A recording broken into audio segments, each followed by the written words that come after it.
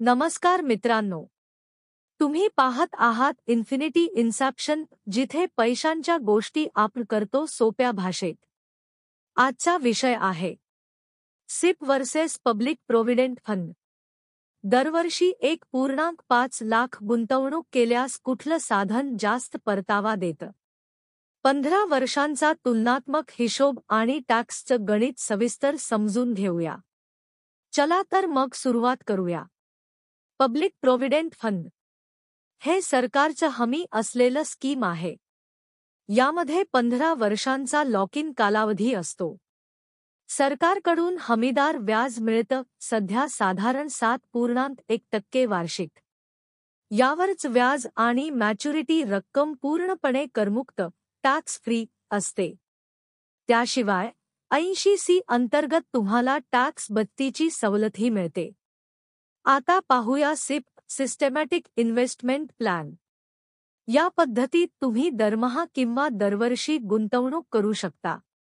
इथे परतावा बाजारावर अवलंबून असतो, दीर्घकालीन 10 ते 15% पर्यंत मिळू शकतो. जर तुम्ही इक्विटी लिंक्ड सेव्हिंग स्कीम फंडमध्ये सिप केली तर टॅक्स बत्तीची सवलत मिळते आणि लॉक इन फक्त 3 वर्षांचा असतो. मानूया की तुम्ही दरवर्षी 1.5 लाख गुंतवणूक करता. आता तुलना पाहूया. पब्लिक प्रोव्हिडंट फंडमध्ये एकूण गुंतवणूक 22.5 लाख रुपये, व्याजदर 7.1%, मॅच्युरिटी रक्कम 40.5 लाख रुपये, टॅक्स 100% टॅक्स फ्री. सिपमध्ये दरमहा 12,500 रुपये गुंतवणूक म्हणजे 15 वर्षात एकूण 22.5 लाख रुपये गुंतवणूक. 12% सरासरी परतावा गृहीत धरल्यास मॅच्युरिटी रक्कम 63 लाख रुपये. सिपवर टॅक्स. इथे long term capital gain tax लागतो, पण फक्त नफ्यावर. 63 लाख रुपये वजा 22.5 लाख रुपये बरोबर 40.5 लाख रुपये हा तुमचा नफा.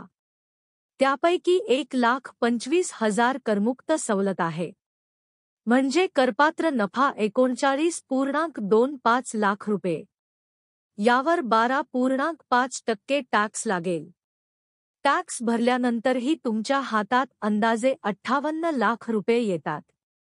फक्त नफा public provident fund 18 lakh, SIP 36 lakh.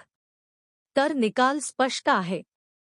सिपने public provident फंडपेक्षा तब्बल 18 लाख जास्त परतावा दिला. हेच आहे सिप आणि कंपाऊंडिंगचं सामर्थ्य. म्हणून मित्रांनो, आता निर्णय तुमचा.